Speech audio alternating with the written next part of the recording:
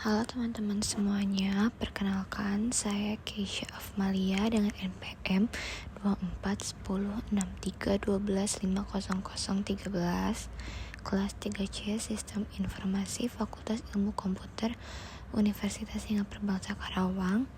Selamat datang di video analisis layanan sistem peer-to-peer lending atau yang biasa disebut P2P lending dengan studi kasus platform Investri. Nah, di dalam video ini saya akan membahas secara mendalam bagaimana Investri bekerja sebagai salah satu pionir fintech lending di Indonesia. Fitur-fiturnya, tampilan aplikasinya, hingga analisis terhadap kelebihan, kekurangan, serta dampaknya terhadap sektor keuangan nasional. Saya akan menjelaskan latar belakang fintech dan P2P lending di Indonesia, perkembangan teknologi keuangan atau financial technology atau yang biasa disebut fintech di Indonesia semakin pesat sejak tahun 2015.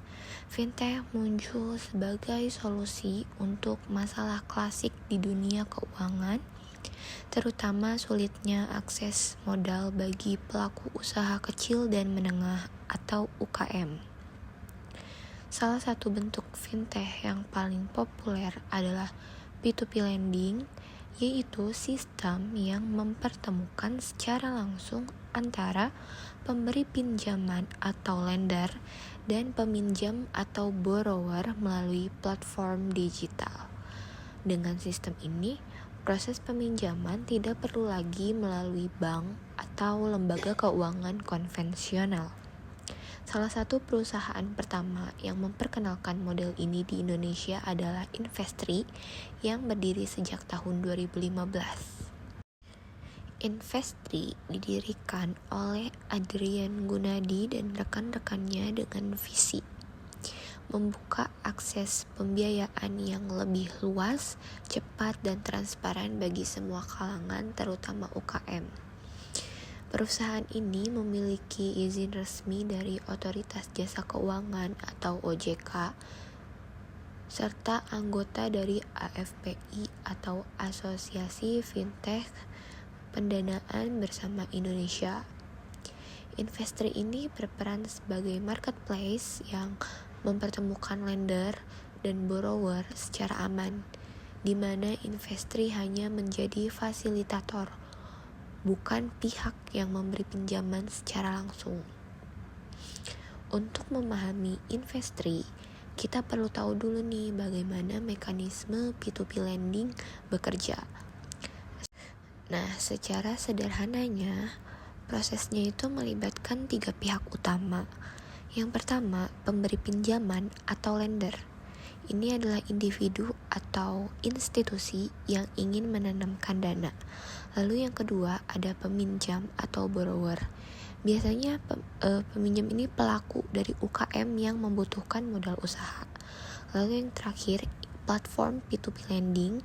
Jadi dalam hal ini Investri yang menjadi perantara melakukan verifikasi dan mengelola transaksi.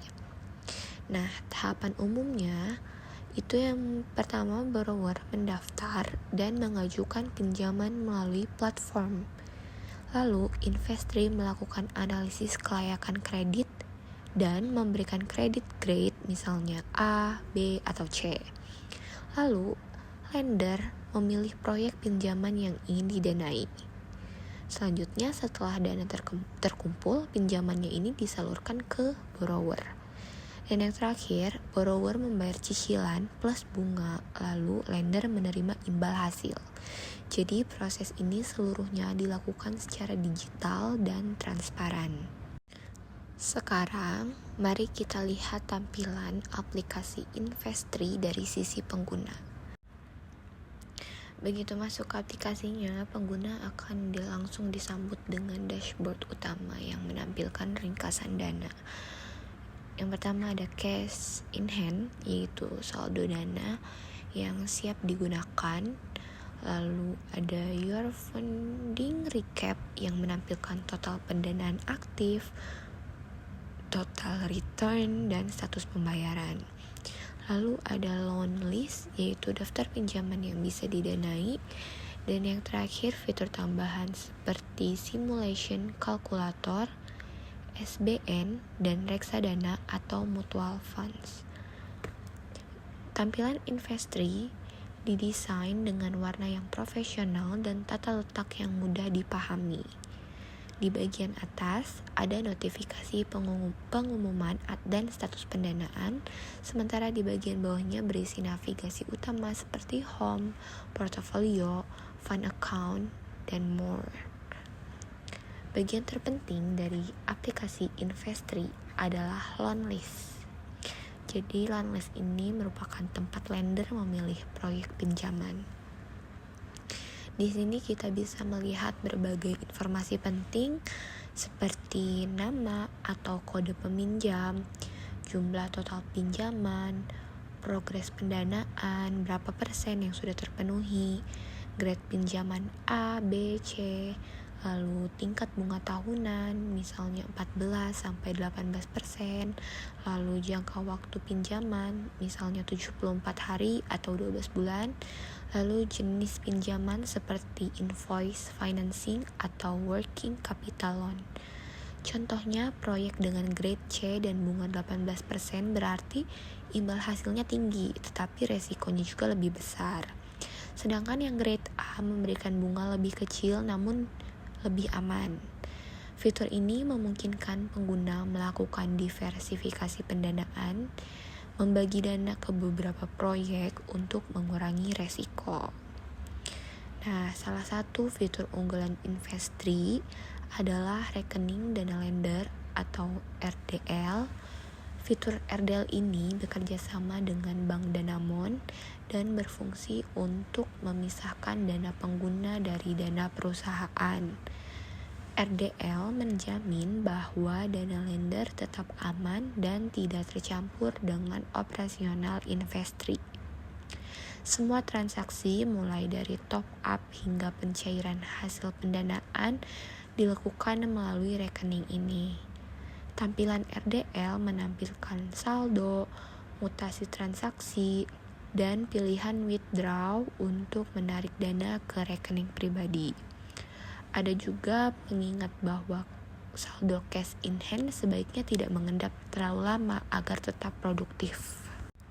Nah, selain dari P2P lending, Investree juga menyediakan produk investasi yang lain seperti SBN atau surat berharga negara, yaitu instrumen investasi pemerintah dengan resiko yang rendah.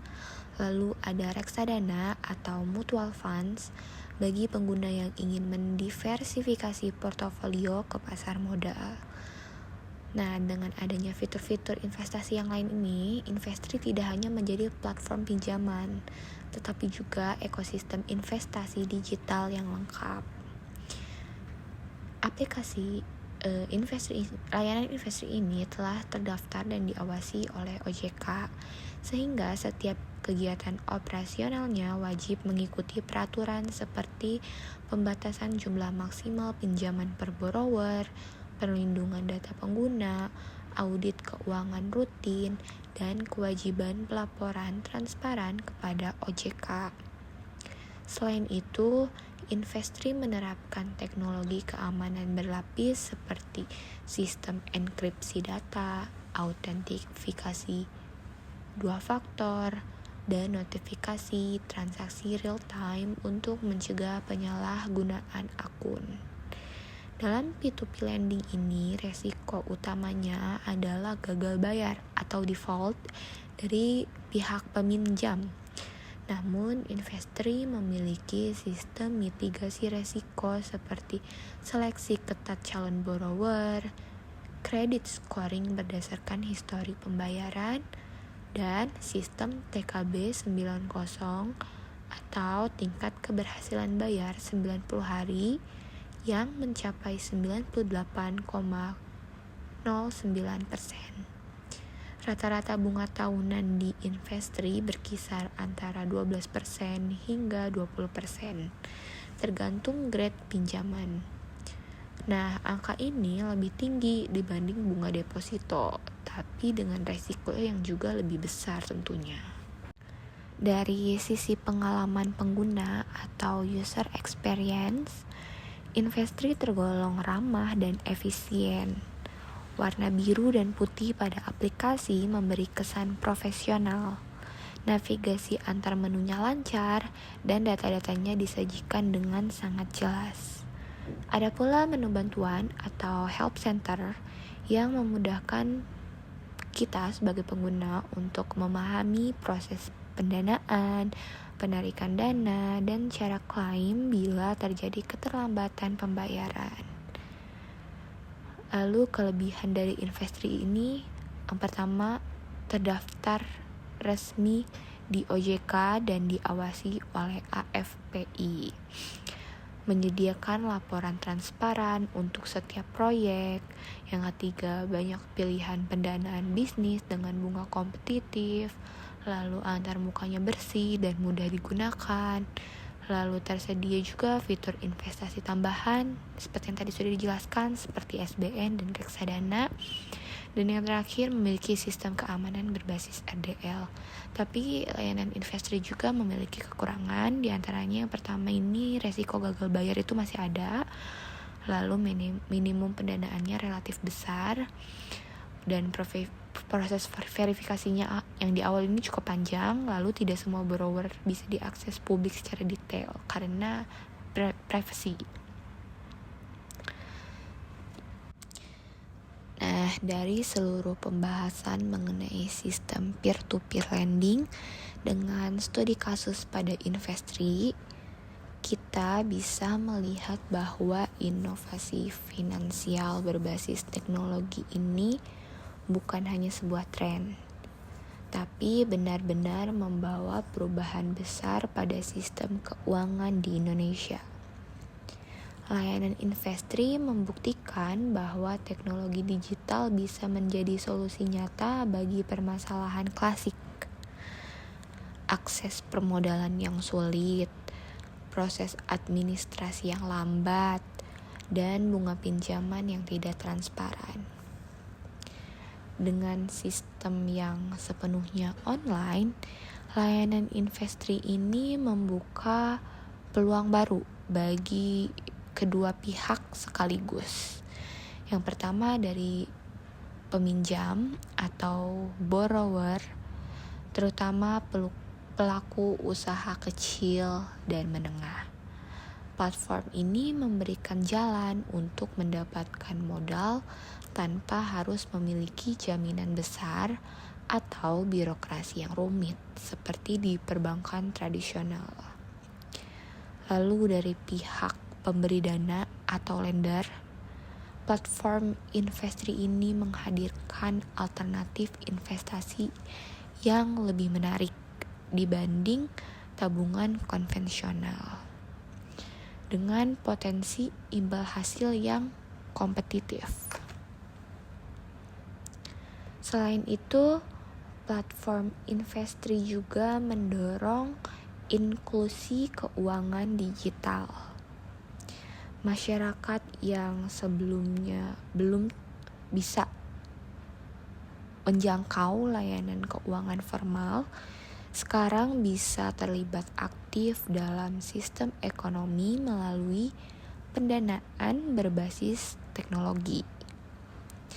Nah, hal ini selaras dengan visi pemerintah dan juga OJK untuk memperluas literasi keuangan serta membangun ekosistem fintech yang sehat dan berkelanjutan. Kalau dari sisi keamanannya, penerapan rekening dana lender atau RDL ini bekerja sama dengan Bank Danamon menjadi langkah penting dalam menjaga transparansi dan memisahkan dana pengguna. Ini menunjukkan bahwa Investri bukan hanya fokus pada keuntungan, tetapi juga pada keamanan, kepercayaan, dan keberlanjutan jangka panjang. Namun, tentu saja tidak ada sistem yang sempurna. Dalam praktiknya, investri tetap menghadapi beberapa tantangan seperti resiko gagal bayar, perbedaan tingkat resiko antar borrower, dan lain sebagainya. Meski begitu, kalau misalnya dibandingkan dengan banyak platform sejenis, platform investri ini sudah menunjukkan tingkat profesionalisme dan kepatuhan regulasi yang tinggi. Dengan izin resmi dari OJK dan menjadi anggota AFPI, investri berada di jalur yang benar untuk menjaga stabilitas dan kredibilitas industri fintech lending di Indonesia. Jika kita meninjau dari sisi sosial, dampak investri juga sangat signifikan. Banyak pelaku UMKM yang bisa bertahan bahkan berkembang setelah mendapatkan pendanaan melalui platform ini. Mereka mampu memperluas usaha, menambah karyawan, dan meningkatkan kesejahteraan masyarakat sekitar. Hal ini memperlihatkan bahwa P2P lending bukan hanya tentang uang, tetapi juga tentang pemberdayaan ekonomi rakyat. Dari segi teknologi, investri juga terus melakukan inovasi seperti integrasi dengan produk SPN, reksadana, serta pengembangan antarmuka pengguna yang lebih intuitif. Hal ini membuat investri bukan sekedar aplikasi pinjam-meminjam, tetapi sebuah ekosistem finansial digital yang komprehensif. Secara keseluruhan, hasil analisis menunjukkan bahwa investri berhasil menjadi contoh implementasi sukses sistem P2P lending di Indonesia. Sekian video analisis layanan sistem P2P lending kali ini. Terima kasih sudah menyaksikan. Sampai jumpa di video berikutnya.